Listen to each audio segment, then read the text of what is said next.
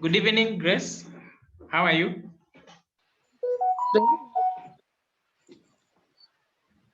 You are able to hear me? Yes, Yes, I can hear you. Okay, so I think you are ready to start. Just confirm your audio if it is okay. Hi, everyone. Am I audible? Yes, you Ken, are. am I audible? Yes, Uh, you are. Perfect. Perfect. yes, Perfect. yes, you are, Grace. You are. Go ahead. Yes. All right.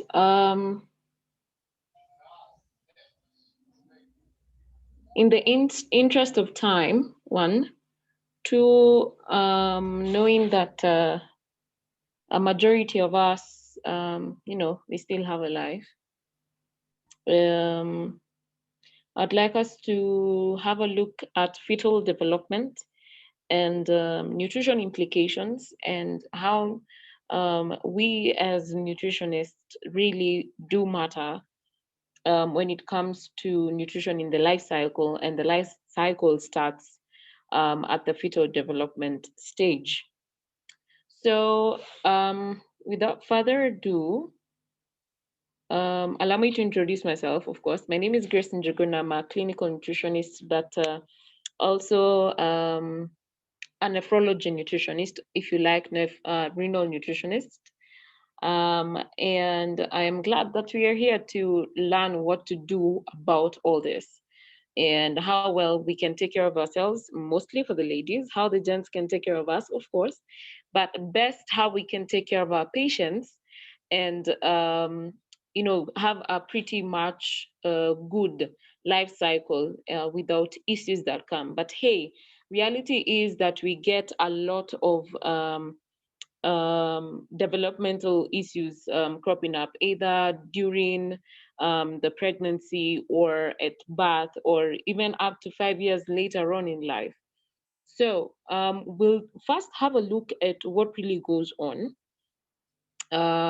during fetal development, or basically around through a journey through pregnancy, a journey through giving birth, and why it is important to us, of course.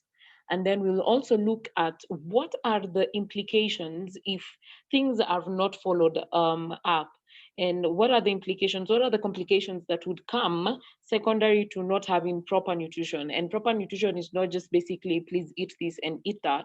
It is actually the interaction of your nutrients with the genes, and what we call nutrigenomics and genetics when it comes to fetal development. So why don't we get right into it? We look at conception and implantation first. I know this is one of those things that a majority of us will think, hey, this is actually necessary. Yes, because we look at the reason why conception and implantation is pretty much important, and why looking at it um, from each week of the pregnancy that goes through. Yeah. So looking at conception, what really happens? Pretty much. Hi, Ken. Please let people in, as I can see, while they're joining us. Okay. Basically, conception means fertilization. If you can see the image at the bottom of this particular slide, is actually the sperm penetrating the ovum.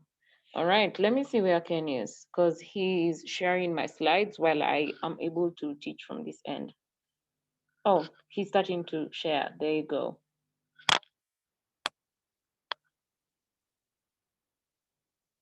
Very good. I hope I am audible enough and everyone can hear me. All right, so Yes, this is where Grace. Sorry, my network wasn't a little bit stable, but we are okay now. We can move on. Sorry for that. it is well. I All don't right, know so whether you are through with the first slide. no, I am not. I'm actually where you Okay. are. Thank you very much. Okay. Perfect, Eunice. All right. So we're talking about conception and implantation, and this is actually the beginning of fetal development. So if you can see the small image at the, I am looking from my right, so far right, and at the bottom is actually the sperm penetrating the ovum. So when these two meet, basically that is fertilization. So you will have the union of the male sperm cell and the female ovary cell, or if you like, egg cell. And at this moment, the genetic makeup is complete. This combination of the male genetic makeup and the female genetic makeup. So this will be actually inclusive of the gender of the baby, if you like, the sex of the baby. Now, once this occurs, what becomes now the union here becomes a zygote. Where did the slides go again?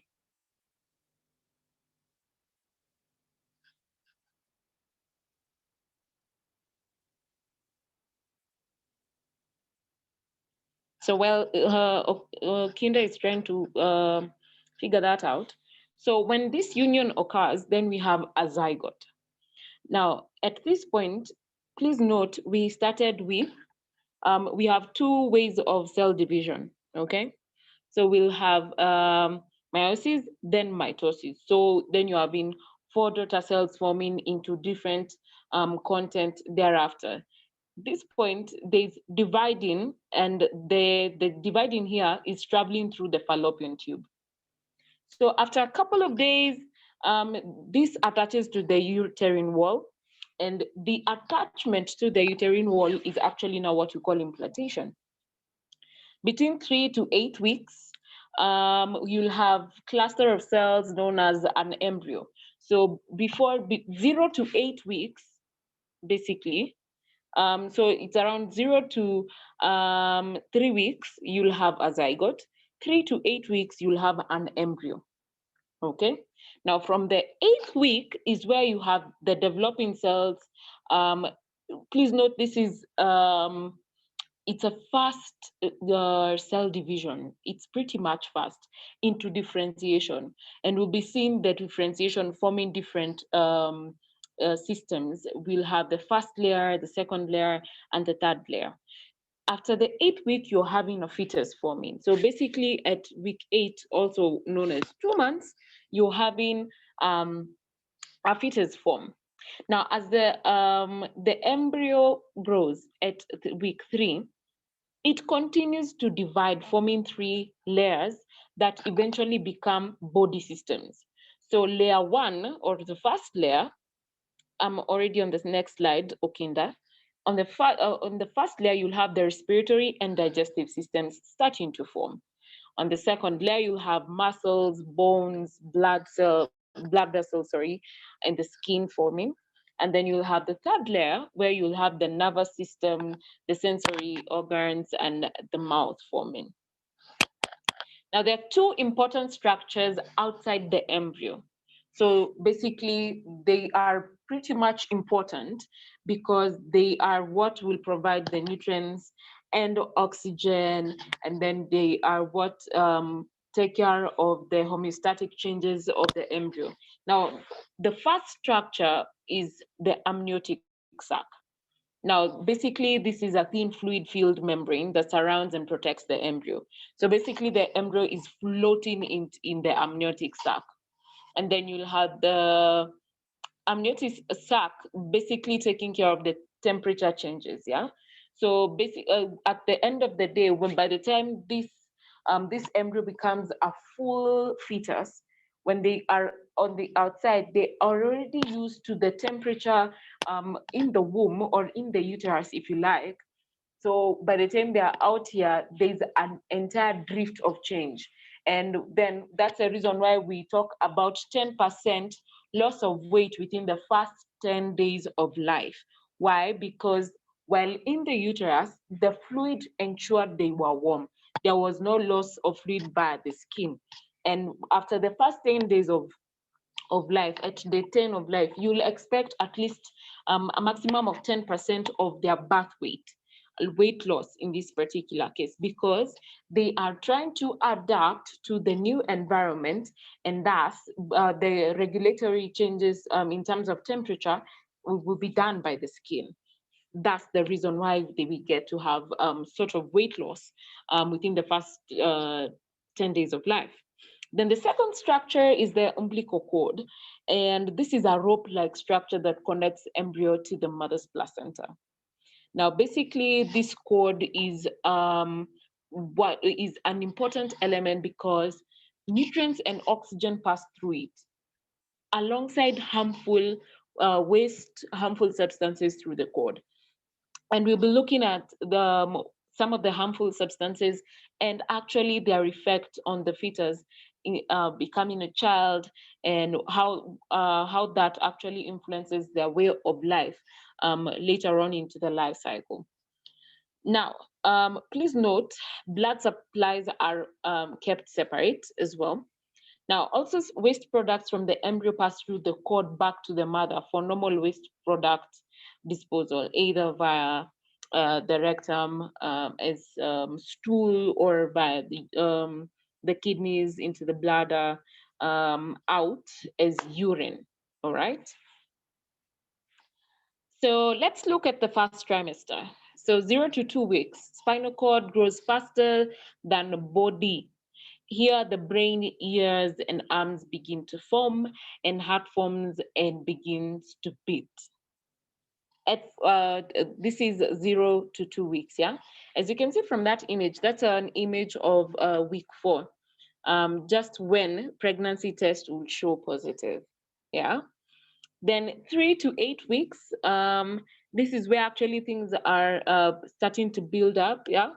The mouth, the nostrils, eyelids, hands, fingers, feet, and toes. The nervous system responds and cardiovascular system is functional. As you can see from that particular image on your far right, is an image showing the embryo at 8 weeks. You can actually be able to see some sort of arms, showing around the umbilical cord being very visible, attached up to the placenta, right?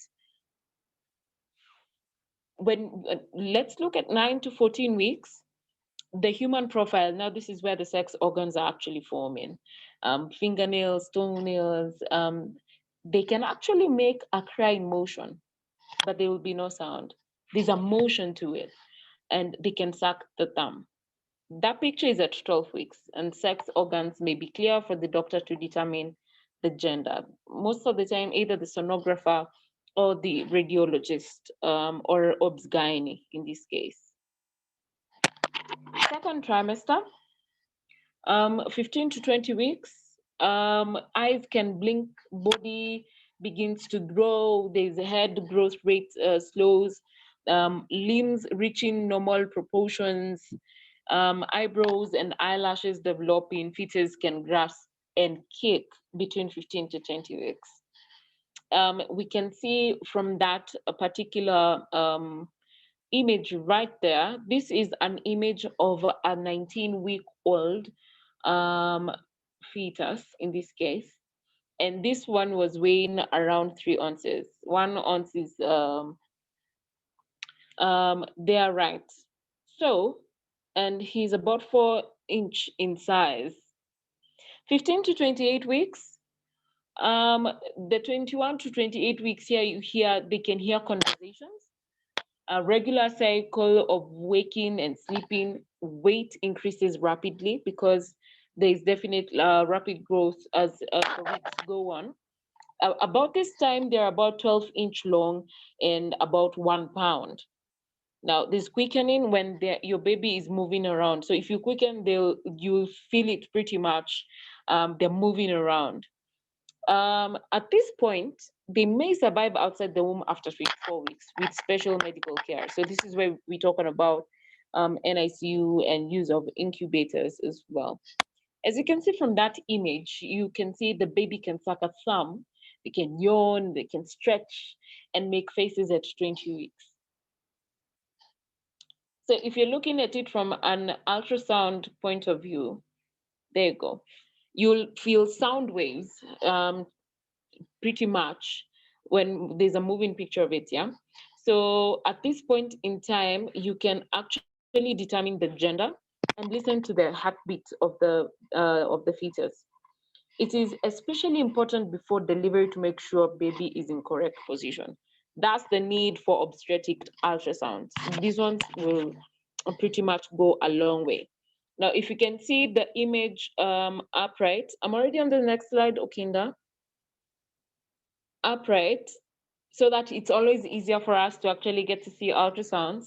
You can actually see the figure of the fetus um, on the ultrasound really nicely. And if it was a video I was playing, you would have heard the heartbeat and the motion as well. The third trimester, here we go. So this is 29 weeks, 29 to 40 weeks. Fetus is able to use all five senses and water able to pass through the bladder. Now, brain scans have shown that some fetuses dream. Yeah, I know that is huge. So if you're looking at this particular image, you'll see that there's a yellowish fluid that starts to leak from the mother's breast. Okay, from the mother now herself. Yeah, that is colostrum, and it happens to get your breast ready for making milk.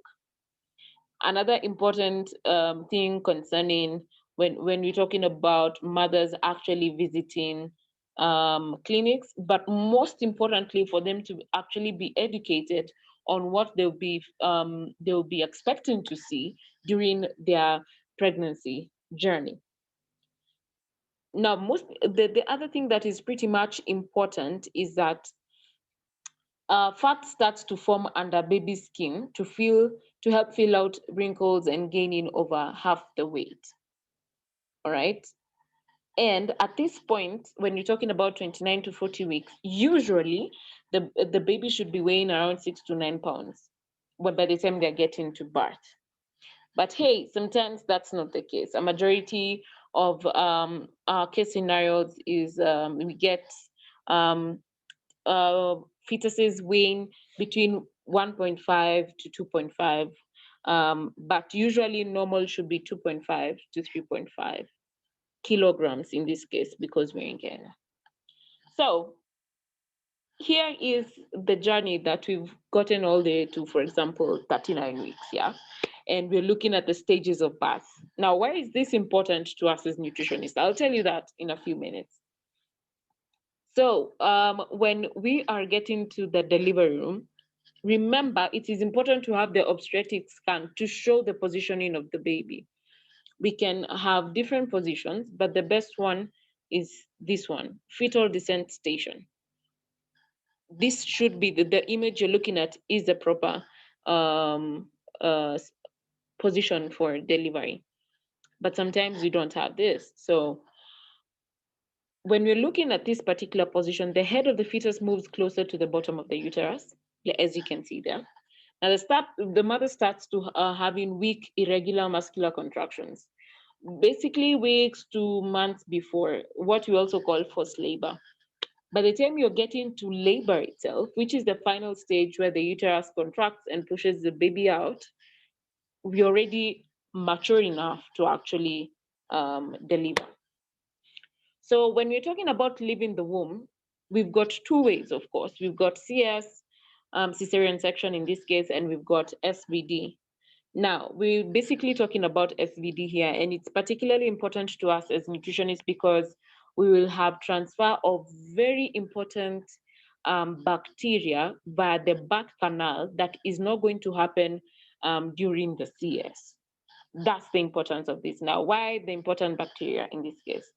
Now, the important bacteria that is delivered, like the baby gets during SVD, it's particularly important because they have a huge role when you talk about immunomodulation and immune boosting, unlike when we are talking about cesarean section, delivery via cesarean section. So when you're talking about leaving the womb, we have three stages, where stage one, we have dilation. So here, contractions of the uterus cause cervix to dilate, and then contractions break the amniotic sac.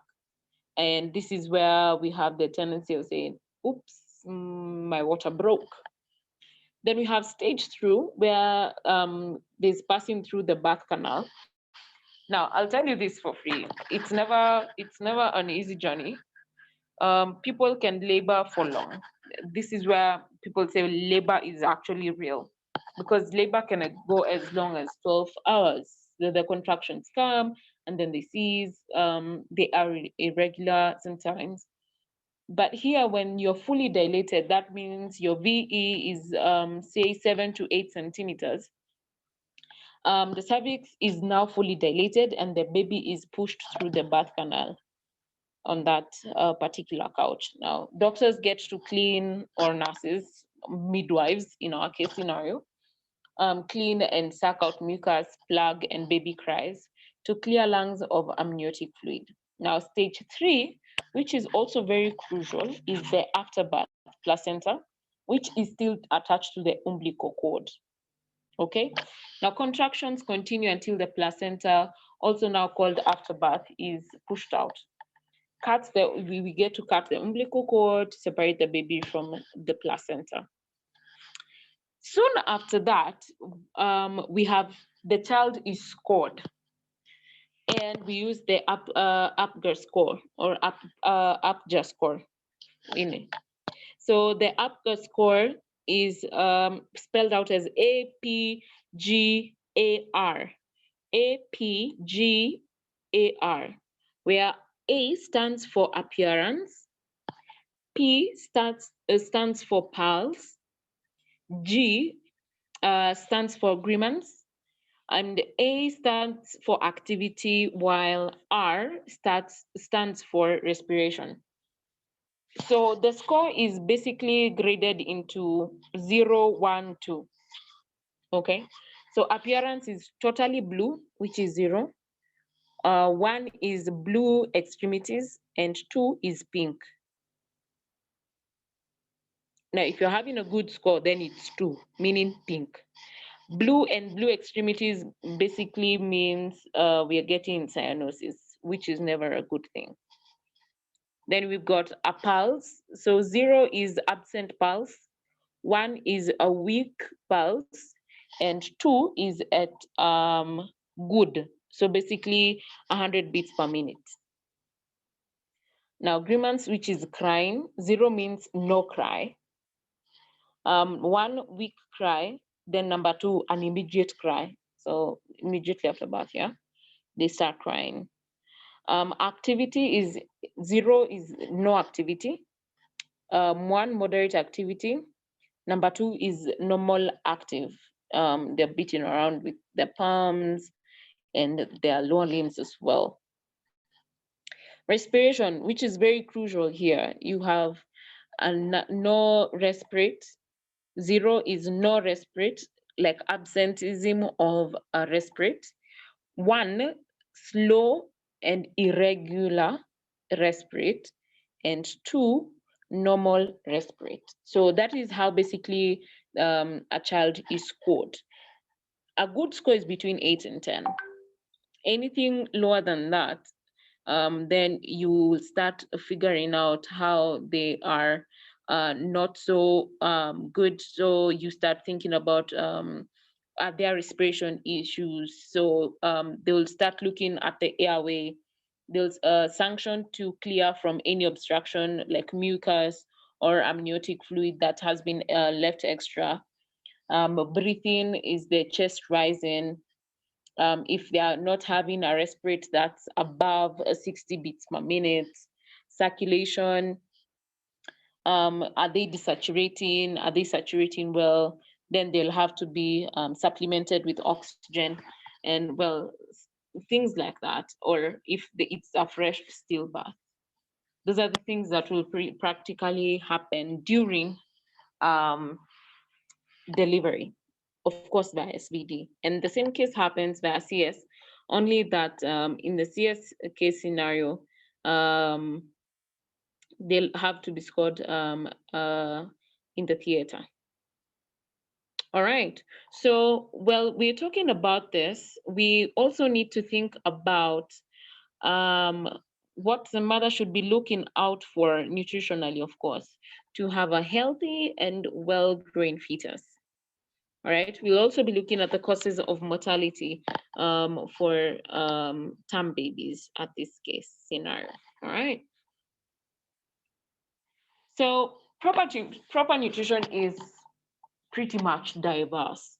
When we think about proper nutrition in our case scenario, it will think about the diverse anthropology that cuts across Kenya. We have different cultural communities as well. So when you're thinking about proper nutrition to your particular um, area, think about the cultural element as well. So most of the things that we always need to think about is we have to think about calcium. Calcium will help build strong bones, teeth, healthy nerves, muscles, and a developing heart rhythm. Now, calcium is not only important for what we know as strong bones and teeth, it is vital for a heart rhythm. All right, very, very vital.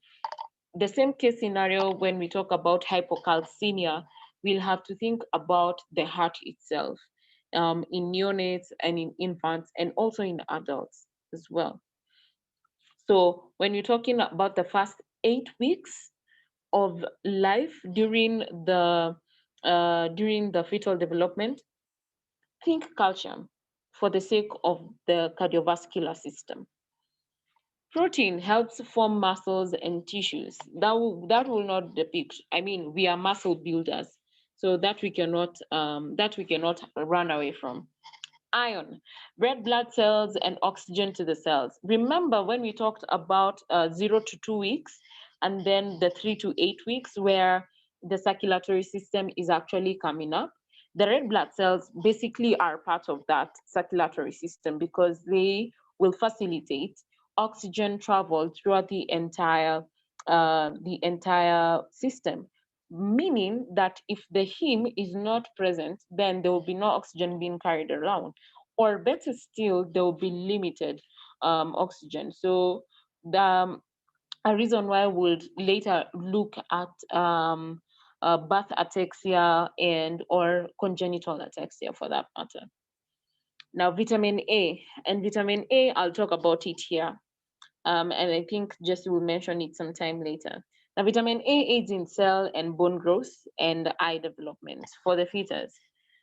But please note, as much as there is vitamin A present in liver, the one that we actually buy to go and cook at home liver, pregnant mothers should not utilize liver as often as we do the non-pregnant mothers for that matter. Now, this is why we have what we call proform beta carotene. So basically, it's the form that comes after breaking down beta carotene itself, and then we've got also the preform of vitamin A, which is actually in liver. The preform of it is active, so meaning it's broken down really pretty much quickly. Yeah. Now, if you're having one serving of liver, so basically 7 tip sizes pieces of liver, you are going to have 30,000 international units of vitamin A that gets to be broken down to be the preform of vitamin A, which is now dangerous to the placenta. Why? Because it becomes toxic. Now, the normal RDA for a pregnant mother is actually 10,000 international units. So basically, when they're having this particular size, and please note these are 7 tip sizes, pieces of liver, they're having 3 times more than what they should be having. All right, that's number one. Number two, please note vitamin A stays in the system for close to 3 to 4 months. All right, so if we get to have this, then um, the toxicity here, which is contributed by the liver, will now go make cofactor 8. All right. Now, the cofactor 8 in the liver, this helps to make cofactor 8. Now, the cofactor 8 in the liver will now provoke coagulation. All right.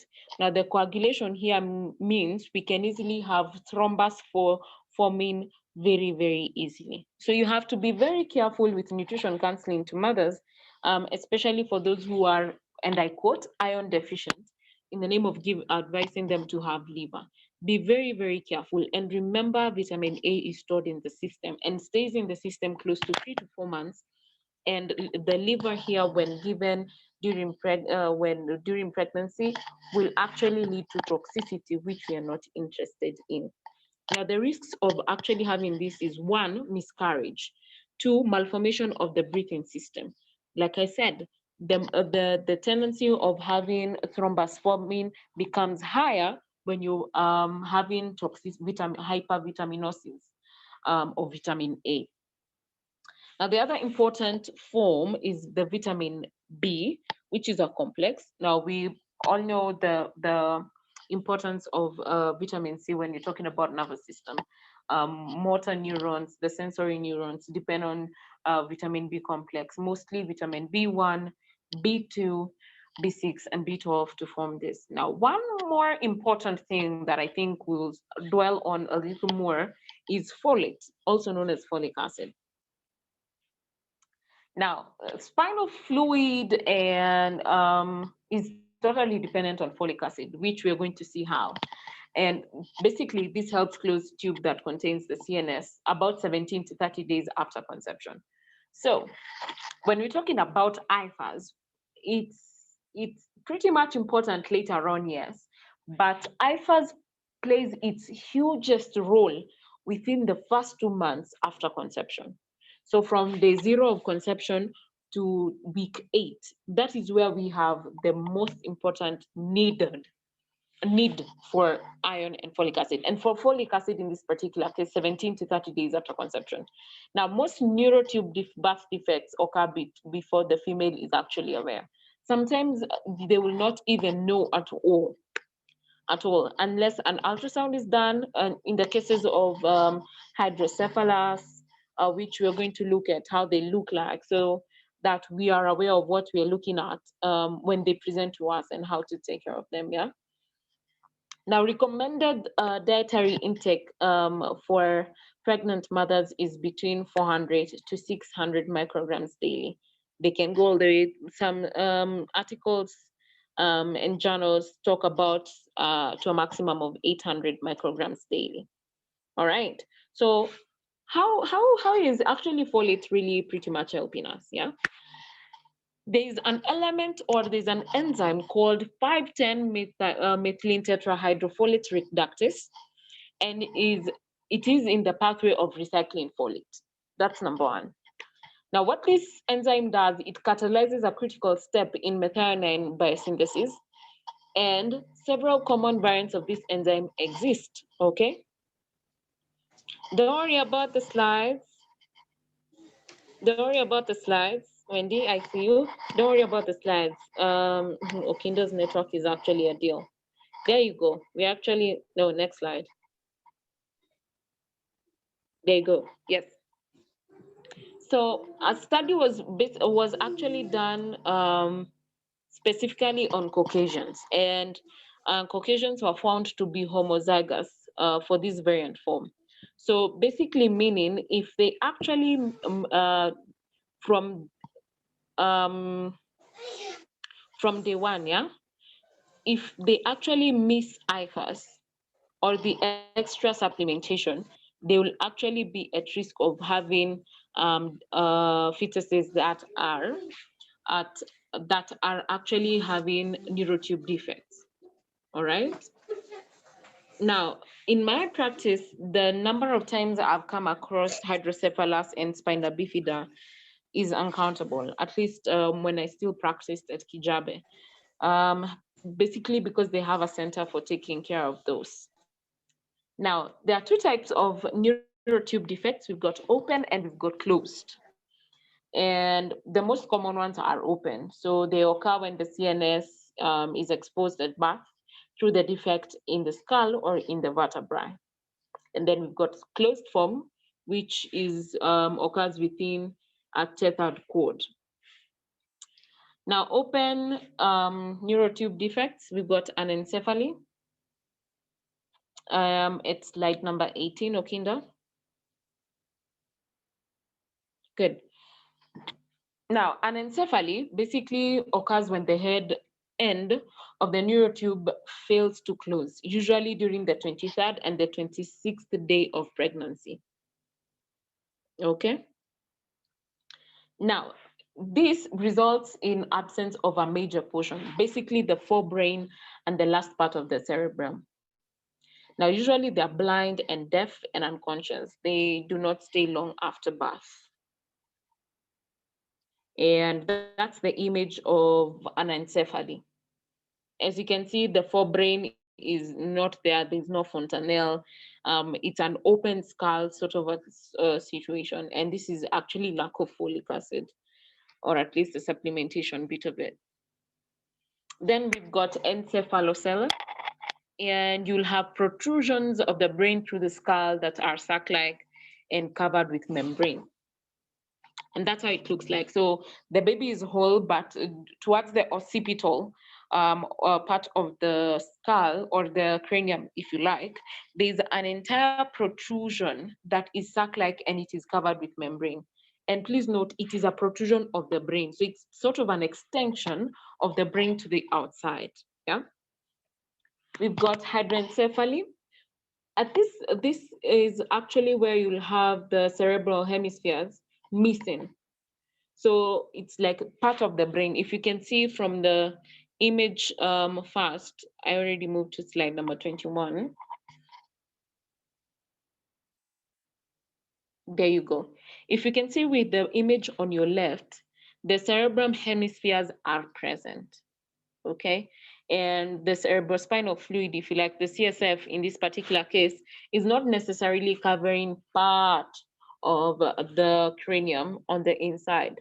But when you have hydranencephaly, the CSF now takes portion because the cerebral hemispheres are missing. All right. And well, as you can see from that, you have most of the CSF than the brain present. In the encephaly, now, well, basically, these features will have the neck missing, the neck is absent, the head is bending towards the spine. Beauty about this, it can be detected by antenatal ultrasound scanning. Well, and the patient or the fetus survives very few hours, sadly.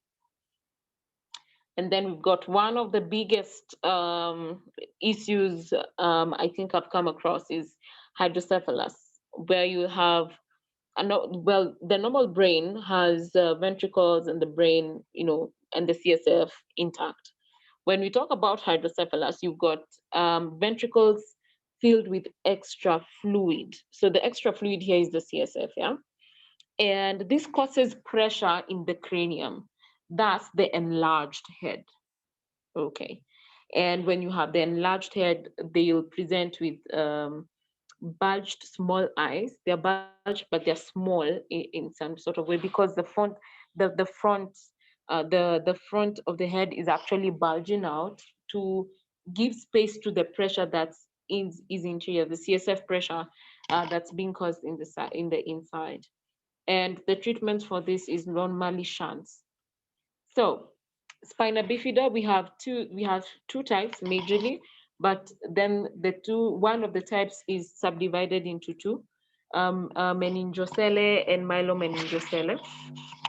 Now with spina bifida, we have the cystica, and with spina bifida cystica, the the deformity is actually encoded, is tethered in the cord.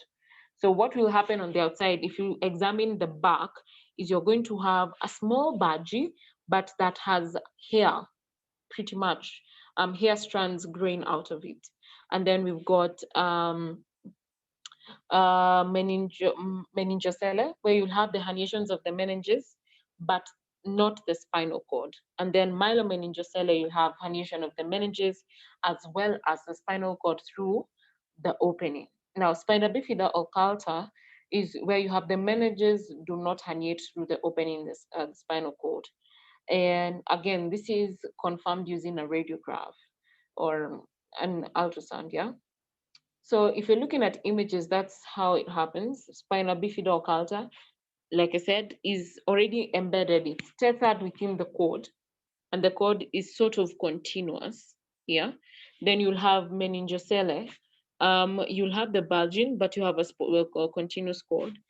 Then myelomeningocele, you'll have the cord coming in and forming, becoming part of the bulge on the outside and continuing. Sometimes this actually breaks, so the lower limbs from the back down, from say L5, yes, from L5 down, they have no control.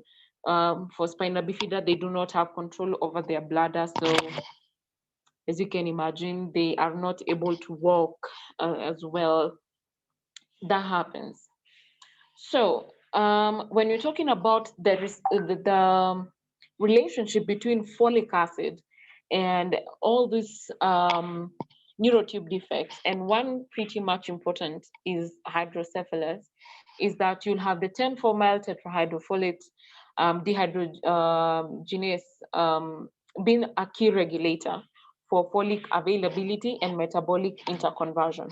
Like I said, there's the hormone 510, um, the 510 tetrahydrofolate reductase being very responsible for the reuse of folate. So that's one important enzyme. Now, the other one that involves folic acid is this one, FDH.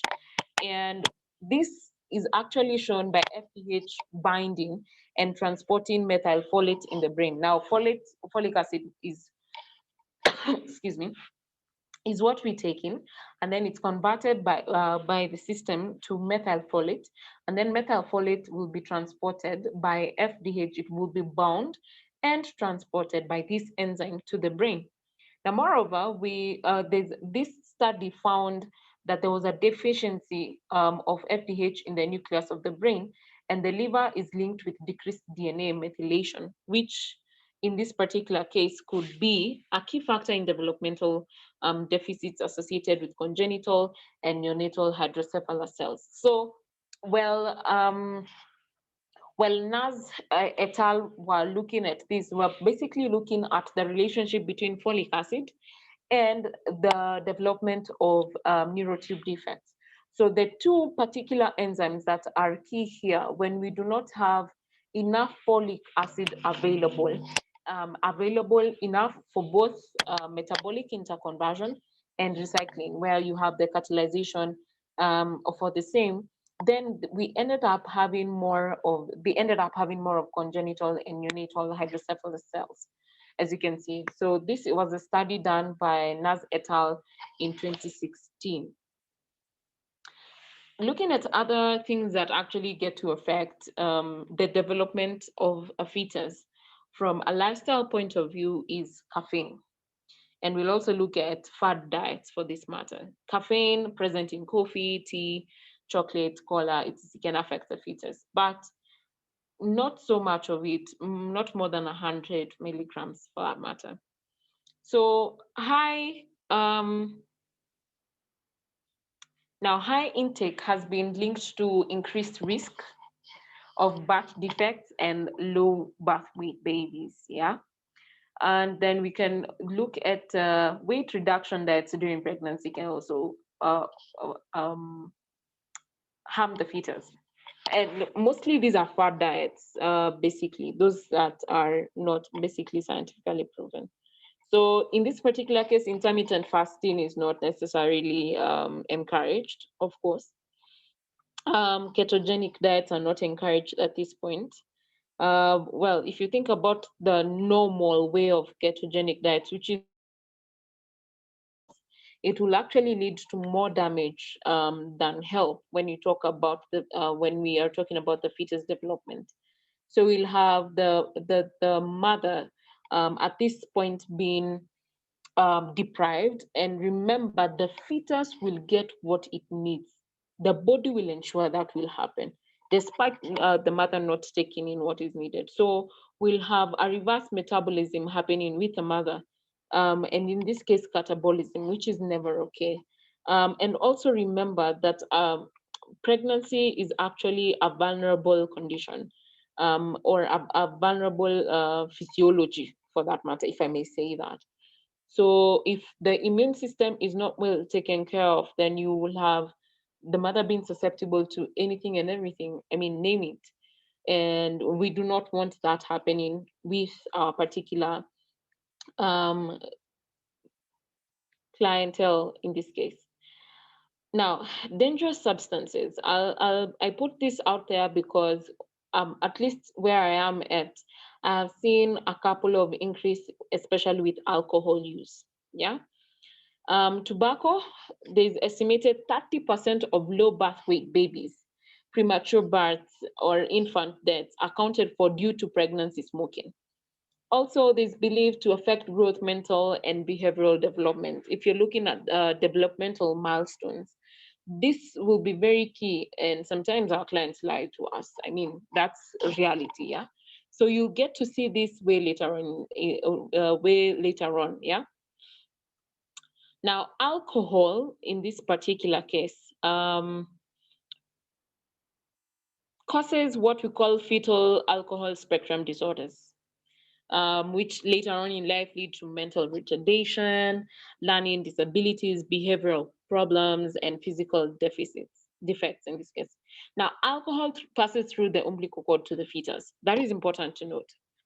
Now, if you're looking at the fetal alcohol spectrum disorders, they are categorized into four by the American Institute of Medicine. We have the fetal alcohol syndrome, we've got the partial fetal alcohol syndrome, alcohol related birth defects, and alcohol related neurodevelopmental disorders.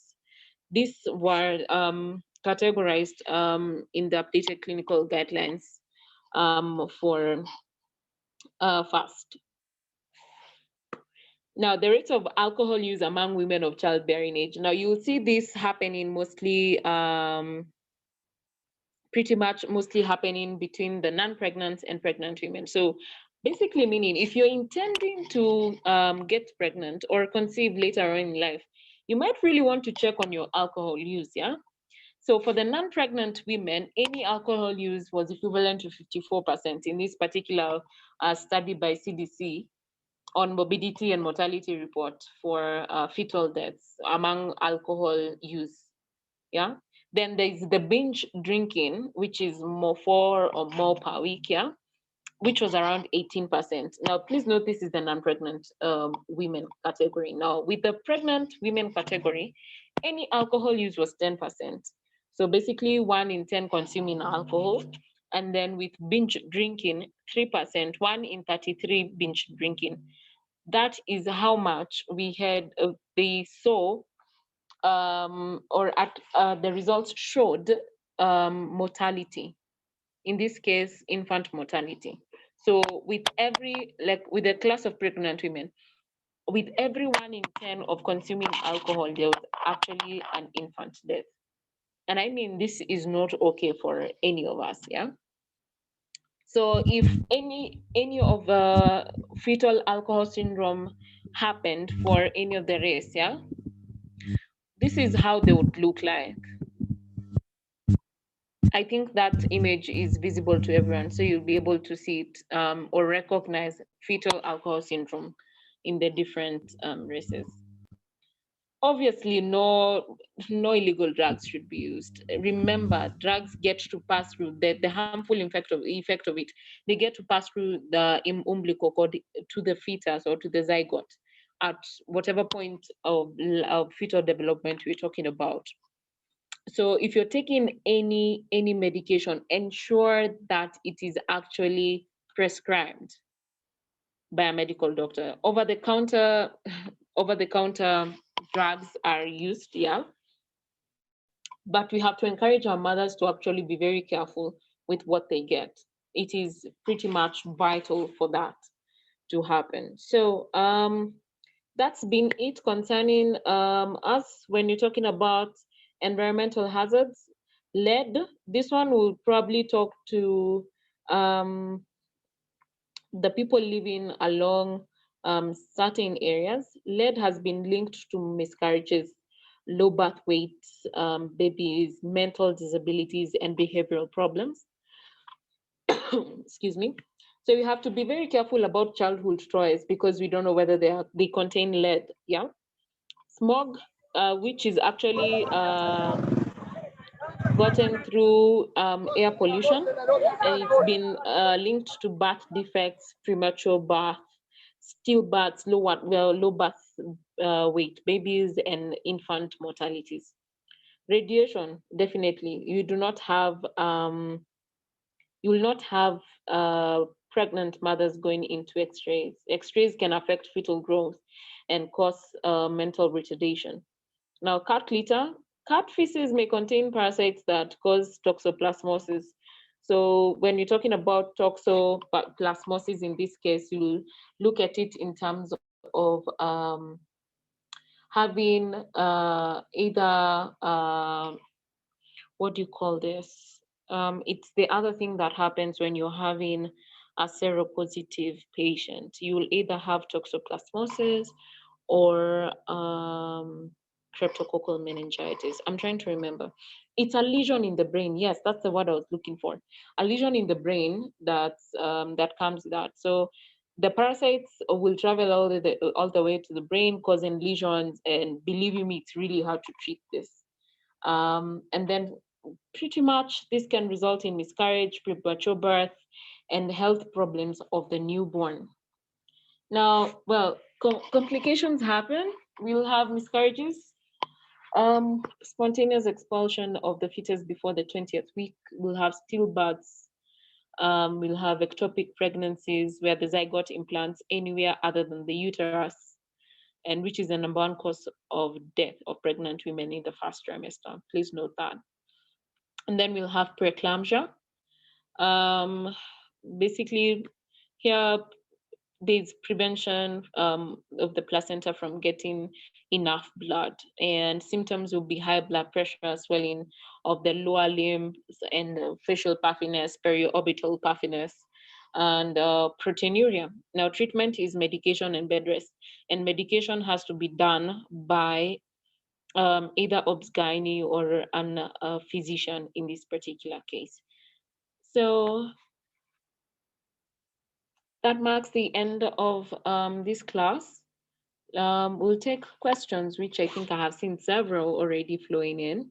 I think I'll start with the very last one that I saw. How do we manage hyperemesis nutritionally? Of course. Um, and I think I saw that. Let me try and see whether I can see the questions from the last one. Yeah. Evelyn Jockey, I'll come to you in a minute. Winfred asked, what is the nutritional management of hyperemesis in pregnancy during first trimester? Now, hyperemesis is basically meaning that they're having nausea and vomiting that is more than usual. So it's consistent, number one. So nutritional management is first identifying what the patient or the mother can actually retain. That's the first step. So if they can retain, and of course, what they're retaining is not harmful, all right? Then that's number one. Number two, they can have it in very small bits, and I mean very small, because as much as a handful can actually make them puke. So you want to ensure that they're having very small bits. Number three, which is also very important, is that you can, while they're receiving medication for the hyperemesis, either as ondansetron or Placil, you can teach them meditation or things they can do to actually get rid of the nausea. Now, as impractical as this is, this actually helps to ensure that the nutritional, their recommended daily intake is actually met. Yeah. So they can use, if they are right-handed, they can use their hand and rub on the joint, the wrist joint, yeah, slowly. That helps get rid of the nausea. Number two, they can either smell uh, um, a fragrance that they like. Of course, during pregnancy, things just happen, yeah. So they'll probably have a particular type of scent they like, and they can smell on it and concentrate on it. That way, hyperemesis is easily eradicated. Otherwise, keeping them in the hospital and they're just receiving antiemetics, it's not pretty much helping if they're not, one, having intake, two, they're not concentrating on something specific, shifting their brain concentration to something else rather than nausea and vomiting. I really hope I have answered that. One more thing, if I may mention, concerning hyperemesis is that um, you'll notice weight loss during the first trimester. They should not be alarmed, right? They should not be alarmed. If they get alarmed, then that brings stress hormones start getting caught up, the likes of endorphins. And believe me, you don't want those things happening, because then inflammation starts happening. Already remember that the simple fact that they're pregnant makes them vulnerable to other ailments. So you want to shift their concentration from the hyperemesis to something that they will actually like. All right. I hope I have answered you, Winfred, the best I can. So in the environmental hazards, Evelyn asks, why are pregnant women told not to go near the cancer center where chemo is usually done? I would believe it's not only because the chemo is being done, because half the time radiotherapy is also happening, and some of the chemotherapy is actually radioactive. Okinda is doing oncology specialization. Types of chemotherapy. So we have different types of chemo, and we've got radio, we've got hormonal. There are several types pretty much. So that's the reason why they're told not to go near there. Again, radioactive substances, we've already seen the effect on the fetus development, which will be seen much later on. And of course, we're preventing any stuff that will come with that. Wendy asks, what happens when you exceed the recommended RDO of folic acid?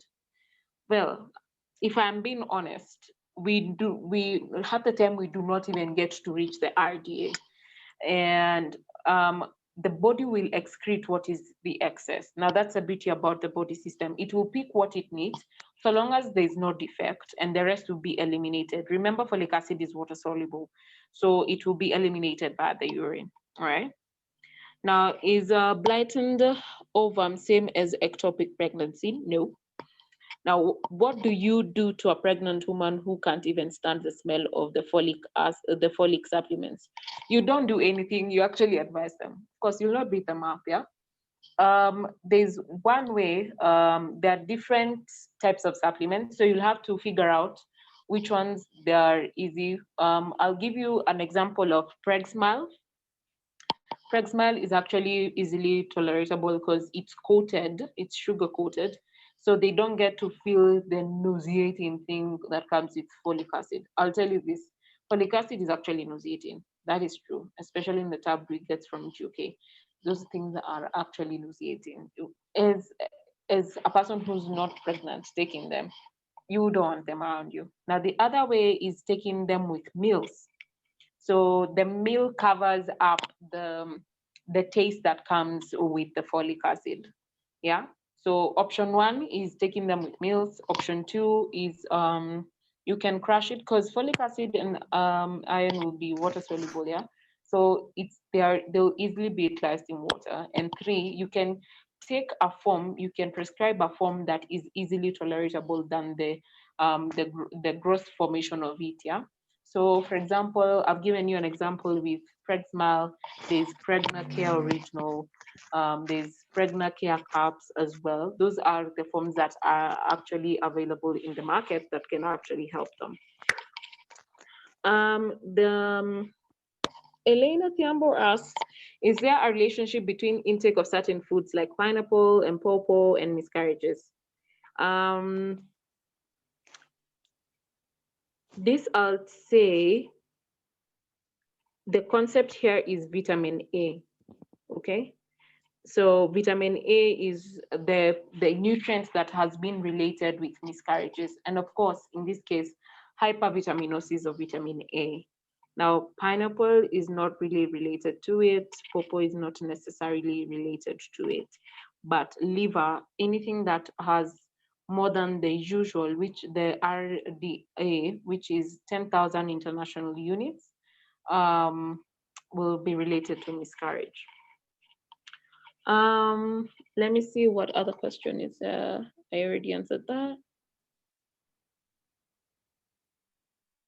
All right, so why is it most difficult during first trimester for the mother in terms of morning sickness and the rest? Now, the reason why it's pretty much difficult and tough is because there's something different going on in the physiology of the mother, okay?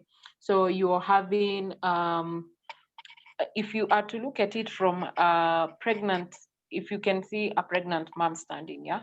What normally happens is that you'll have the uterus pushing up the stomach, then the stomach will lean against the diaphragm. So you'll have a lot of morning sickness. You'll also have a lot of so morning sicknesses, nausea. They have pica. Well, pica is something different altogether, and pica is different for every woman. There are those who will crave goat hooves, seriously, goat hooves soup, or the goat hooves themselves. They just want to um, dwell on that. Then there are those who will crave chocolate. There are those who are going to crave soil. It's different for every woman, pretty much. So when we're talking about the difference in terms of the morning sickness and why it is difficult in the first trimester is because there's a different pathophysiology. There's a different physiology of the mother happening now. There's something new transiting up, and it's definitely quote unquote displacing the usual organ system by the virtue of pushing up the stomach, and the stomach pushing up the diaphragm. And that's the reason why you're going to have some complaint of epigastric um, pain or hyperacidity happening. Some will have GERD. They'll tell you, I will not eat this. This will actually make me have a lot of acidity. Well, that is actually the reason why. Now, are CS babies prone to rickets? That's a case scenario of yes and no, okay? The simple fact that they've been born via cesarean section does not necessarily mean that their calcium and vitamin D3 concept has been eliminated. No, it is real because of the concept of the mother now, all right? And when we're talking about the mother here, is we're talking about the ability of movement for sunbathing, the ability of in terms of nutrition. If we are talking about how we've been used to eat traditionally, of course, we have a lot of what do you call this? Porridge, which I don't find necessary. Porridge, yeah. Let me go back to my questions. Give me a minute, people, so that I can see your questions streaming in. Yeah. Where was I? We're talking about being prone to rickets. Yeah. So one of the case scenarios with CS mothers is the constraint in terms of movements, in terms of pain. So the ability of sunbathing and the likes. Number two is the concept of multi-flour, the multi-flour porridges they take. Of course, we don't take. They take. Now, if I can quote the National Maternal, Infant, Young Child Policy Guidelines of Kenya, Guidelines 2013, stipulatively said, the policy guideline says they should be discouraged use of multi-flour forages. One, because of the increased content of phytates and tannins, which now get to bind calcium, forming a covalent bond. Now, covalent bond here will not be breakable. So basically, when calcium is bound by a covalent bond, it means that it will not be readily available to the system for absorption and utilization. All right. Number two, let's talk about the concept of vitamin D. Now, with the restraint movements for sunbathing, is a simple fact that they will not be like pretty much moving out to sunbathe the child. So the child is not receiving vitamin D, which will now be then transited into active vitamin D3 um, in the kidney as alpha 125, vitamin D3 itself, and into calcitriol, which now leads to formation of strong bones, strong teeth, strong jaw. I mean, everything strong, yeah, and a good heart rhythm as well. So that is the concept. Then the other teeny tiny thing is now the urbanization, the peri-urban, urban sort of a case scenario. Now, this does not only entail the CS babies, but it also entails the SBD babies. Yeah. So what happens is that when you living in a flat, and I mean 13 floors, 14 floors, or for the fourth floor, it is not pretty much easy to get sunlight. I mean, you either have to go downstairs or reach on the balcony, which probably sometimes is squeezed, and you don't even remember that sometimes. Yeah. So with that said and done, you will have rickets forming not because there was no calcium, but because there was no vitamin D at this point in time. And please note, this not only affects the CS babies, but it also goes to the SBD babies. Yeah. Sarah Waime asks, what action should a mother take when she supplements with calcium during pregnancy, but still gets kids who present with rickets? I think it's not rickets.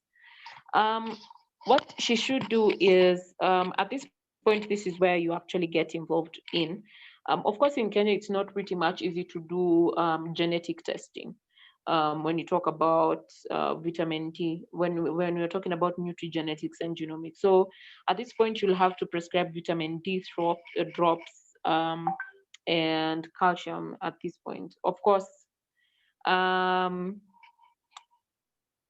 this is a continuous process, and most of the times this will happen with premature babies. Yeah, those who are born less than 38 weeks. This will happen a lot because there was not pretty much full blown growth that helped to facilitate that. So as much as they are supplementing with calcium during pregnancy, they'll have to be keen to also be on the lookout for the same when the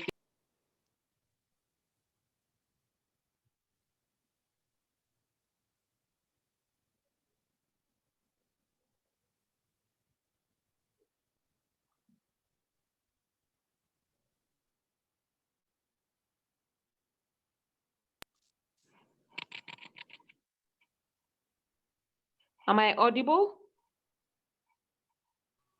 Yes, now you are. Yes, you are. Okay, good. Back to answering questions. Evelyn Joki, is there a disadvantage in asking the women who want to get pregnant start?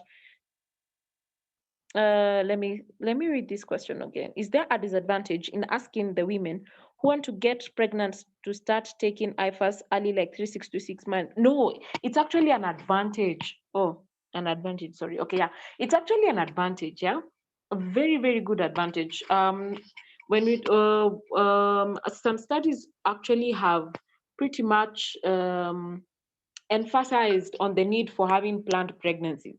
And planning a pregnancy actually means you start supplementing yourself with IFAS as early as possible. Yeah. So with the intent of conceiving, you need to start doing that mapema. And yes, there is an advantage. Why? Because within the first 30 days of life, remember the neurotube itself is forming between the 23rd and the 26th day after conception. So there's a very huge advantage because sometimes we never get to know we're actually pregnant until what, 8 weeks. Yeah. So that is pretty much forms such an important, crucial decision when we're talking about preventing neurotube defects and having a tremendously healthy fetus at the end of the day. So yes, there is an advantage, a very huge advantage, Evelyn, that I had answered. Should a mother be concerned if the baby's fontanelle takes up to 2 years before closing up? No, because it takes up to 2 years to close up the fontanelle. Jennifer Mwangangi asks, is it justified or necessary for a child born by a CS to immediately be swabbed with mother's vaginal fluids for immunity beneficial bacteria? No. Well, is it justified? I mean, that leads to research. Is it necessary? That is also need for research, yeah? because before you actually say it out there, hey, after you're done pulling my baby out of my abdomen, please swab them with my vaginal container. No, content, actually no. It's actually the vaginal canal, meaning the baby needs to be pushed through the vaginal canal. So the content here will be gotten by the vulva. You're not going to get all the way to the cervix. Yeah, but here the advantage is actually by the canal itself, from the uterus all the way down. So there goes. I hope you have answered your question. But hey, we also leave that to research. We can have a cohort where the CS babies born do not get the vaginal content, and there are those who get the vaginal content soon after the CS itself done. All right. Let me go back all the way top to see questions. Simon Karanja asks, does overconsumption of dietary vitamin A have an effect on the growing fetus? I said yes, and I gave an example, specific example with liver, and the reason why I did that is because half the time when mothers present to us with iron deficiency anemia, well, basically because they are pregnant, we advocate for those that have provitamin A more than beta carotene. And liver is usually one of those richest sources with iron, but yet we forget that the vitamin A in here will lead to excuse me, will lead to hypervitaminosis or vitamin A toxicity, and later on leading to miscarriage and malformation of the breathing system or the respiratory system. Sawa sawa.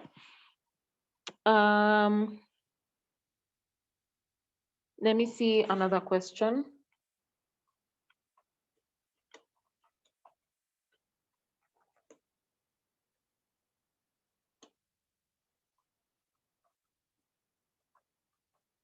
Okinda, please let some people in.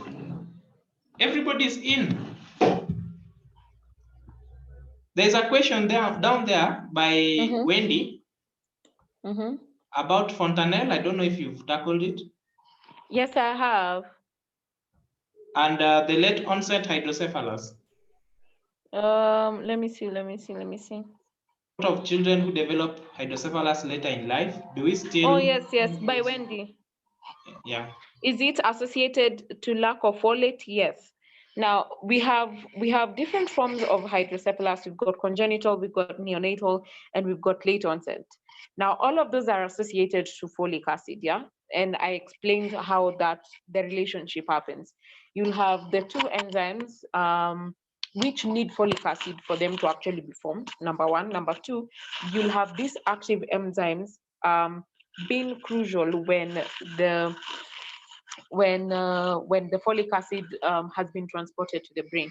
Now, how the late onset is actually associated to lack of folic is when we have the ventricles being blocked by, slowly being blocked by the CSF, yeah? So it becomes pretty much important to note that, yes, there's an association to lack of folate in that. What is the relationship of eggs and pregnancy? Okay, you tell me. What's the relationship of eggs with pregnancy at this point?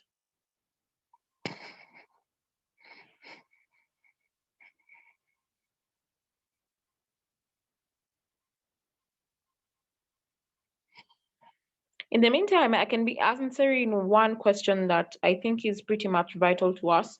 And when we'll be looking at human milk on Friday, this will also come up as well. So I think, let me see who asked. Let me see.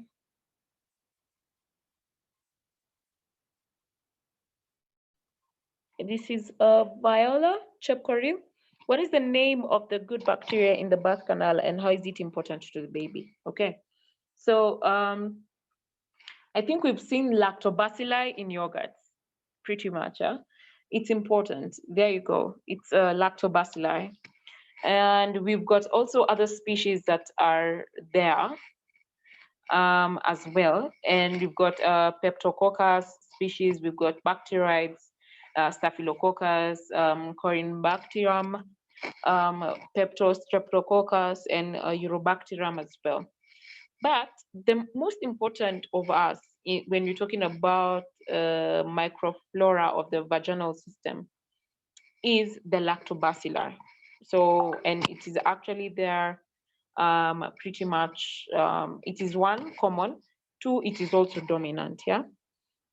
So when we're talking about it, it is found there and it's one, gram positive. Then number two, it is pretty much important when you're talking about the postnatal health. So lactobacilli will form as an immunoglobulin, what we'll call as part of the immunoglobulin system later on when they're receiving it through the vaginal birth canal. So while they're getting it through the skin, the immune system is now building up as well, unlike via the CS where they do not come into contact with it. Sawa sawa. I think I've answered 2 questions in one. I have answered Wendy's. I've already answered the same thing when you're talking about the biotic here. Is there a difference between the immunity of a baby born through SVD and CS? I think I've already talked about that. I think I've answered all questions today. All right, let me see. Caroline Duarte. I have a case that a lady had a pregnancy last year, but unfortunately she had miscarriage. This year got pregnant again, but there was bleeding this month. What might be causing this? Progesterone. Go figure out the progesterone levels. The function of the progesterone hormone is to actually maintain pregnancy.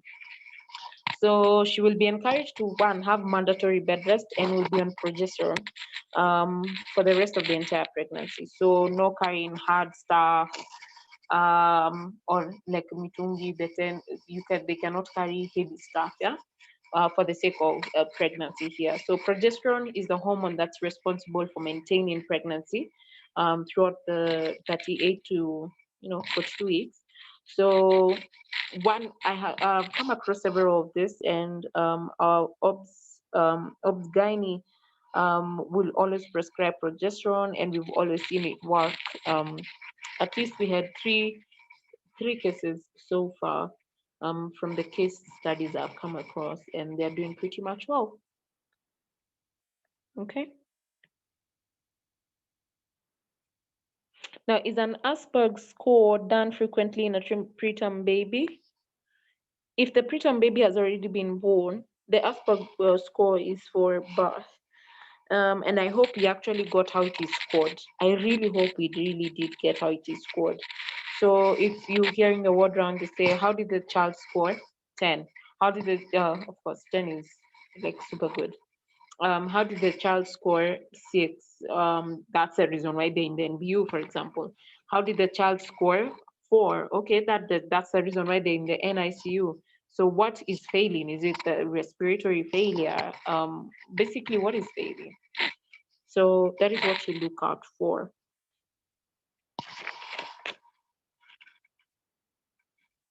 Any other question?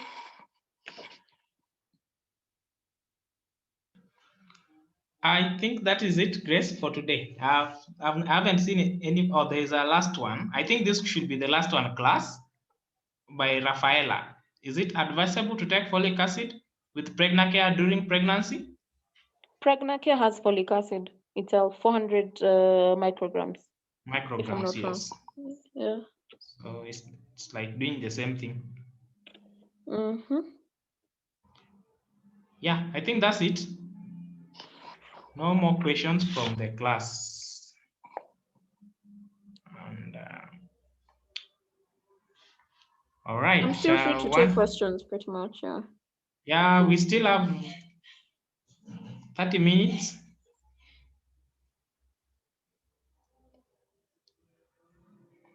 Have we understood the fetal development? Any question that might come up?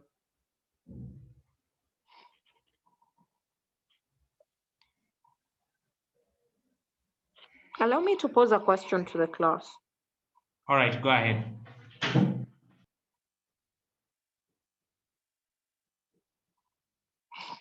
May I pose a question to class? You can type in the answer really.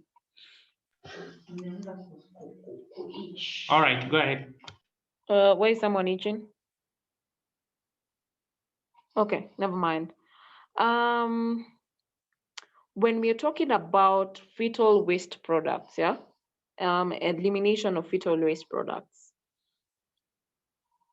which one is more concentrated, maternal circulation or fetal circulation?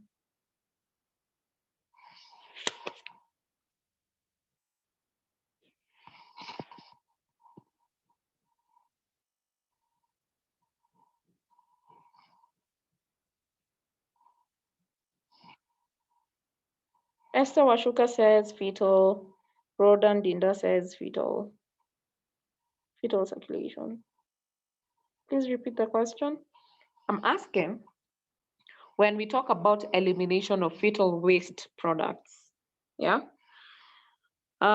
between the maternal circulation and the fetal circulation, which actually entails more waste products.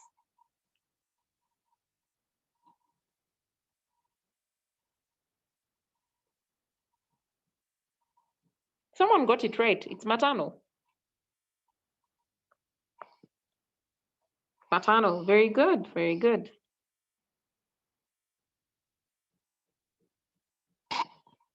Very good. All right. So why does the maternal circulation have more waste products than the fetal? Now, the maternal circulation is already a fully functioning, very fully functioning system. So from food consumption, from drug use, the liver is functioning, okay, the kidneys are functioning. The reason why the fetal waste products are not so much is because the fetal uses what it's given to develop, unlike the maternal circulation system, because the circulation system here is complete from the heart to the lungs, from the lungs to the liver, from the liver to the stomach, from the stomach to the kidneys. So elimination here is crucial and it's huge, because you're also talking about the ileum, you're talking about the cecum as well. That's the reason why you'll have the maternal circulation having more, being concentrated by substrates than the fetal circulation. Now, why is it important to do an OGTT?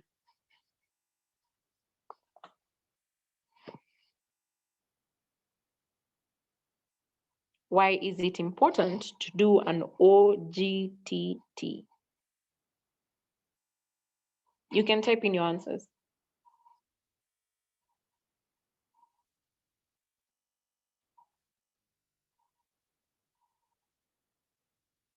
Very good. In what case scenario, Winfred, you're very correct, to diagnose GDM or maternal diabetes for that matter. In what case scenario will you be thinking about that? There are two case scenarios, of course.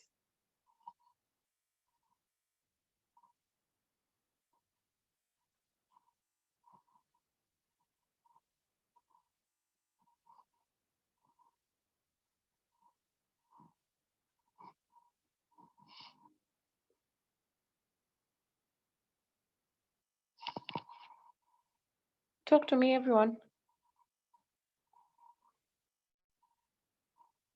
When the mother has constant headaches. Okay, what else? What else will you be looking out for? In obese and overweight expectant mothers, correct, Eileen?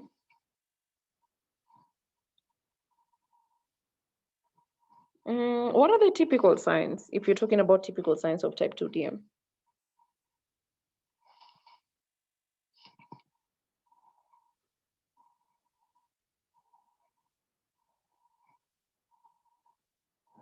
If mother has elevated blood sugars, very good. Weight gain, exponentially fast weight gain during pregnancy. Glucose in urine, very good. Yes, polyphagia, polydipsia, sweating. So we'll have polyphagia, polydipsia, and poly what? There are three things.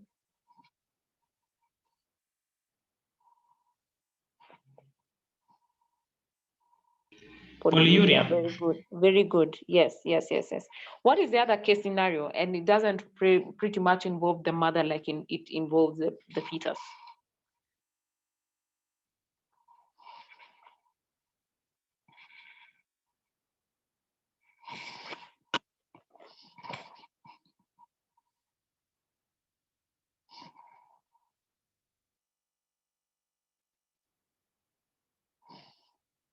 Yes, macrosomic babies by ultrasound. That's the next case scenario. Now, the reason why I have actually asked this is because when you have higher glucose in the bloodstream, yeah, yes, Eunice, I see you. When you have higher glucose content in the bloodstream, the glucose here increases viscosity and the density of the blood, thus reducing oxygen supply to the fetus. That's the reason why it's important to do a random blood sugar every ANC visit. And if it's elevated, you have to do an OGTT every visit. And if necessary, and why not HbA1c?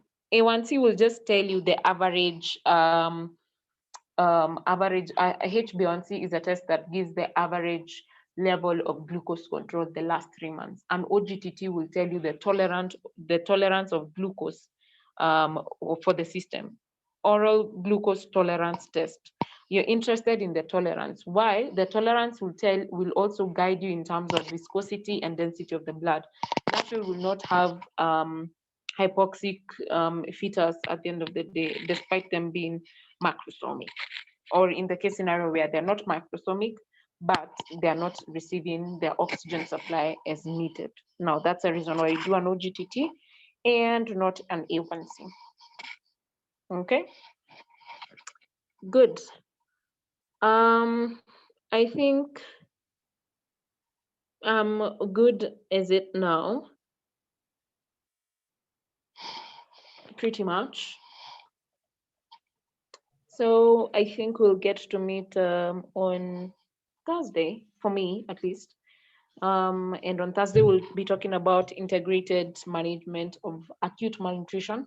And we'll not only be concentrating on the F100 and F75 we are used to, we'll talk about under 6 months and 6 to 59 as well. I hope that's a good plan for all of us. Yeah. Sure, it is. All right. Is there any other question before we log out? Not really. I haven't seen any in the chat box. You're welcome. All right, so let me put it out here. We'll be looking at, I know we are used to the reference charts of GUK, of course, but we'll be looking at the Wells score. Okay, Wells score. It's also known as Welcome score. When we're talking about integrated management of acute malnutrition, please look that up. We'll be looking at what it means for us as nutritionists when we're talking about prevention of acute malnutrition. And please note, malnutrition here is in two forms. We'll be talking about undernutrition. We'll talk about overnutrition, I think next week or the week after that. So kindly go over welcome score so that it is not necessarily a new it will not really be a new concept to us. And when MOAC tapes are not present, and when, I don't know, weight for height is not working for us, we know what to look out for. So we become diverse pediatric nutritionists, or at least those of us who will be specializing, that is what you'll be called. So yeah, let's meet again on Thursday, time like this. We get to be punctual, we get to learn all we can. And remember, you are a muscle nutritionist, so go ahead and be that. All right, over to you, Okindo.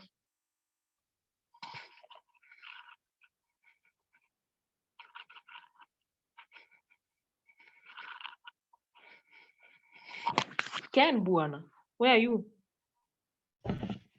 Yes, Grace, thank you very much. I can see a lot of appreciation from the class today. People have really enjoyed this today's class. That was quite good. I'm glad you did. Anytime. All right. So looking forward for your next session on Thursday Thursday. as we tackle as we tackle malnutrition. Imam, it's not only malnutrition is both I forms, mean, under Imam and over. and over integrated management. Yes. Okay.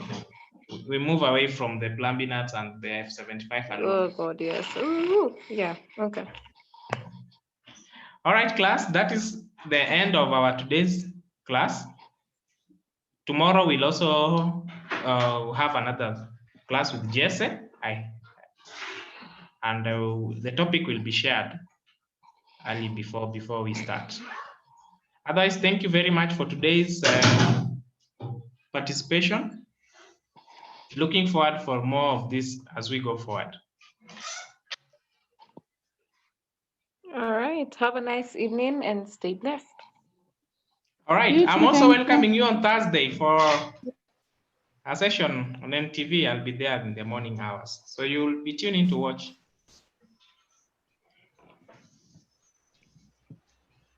Beware. See you on Thursday. Yeah, thank you. Which TV? NTV. 7 to 9. Use in our systems. So be sure to tune in and 7 a.m. to 9 a.m. 7 a.m. 7 asubuhi hadi saa 3 asubuhi. Ken atakuwa pale. Of course. So I hope we can support him in the morning, yeah? Tune in, watch, contribute, do. Let's go, let's stand behind our own, yeah? Yeah. Thanks.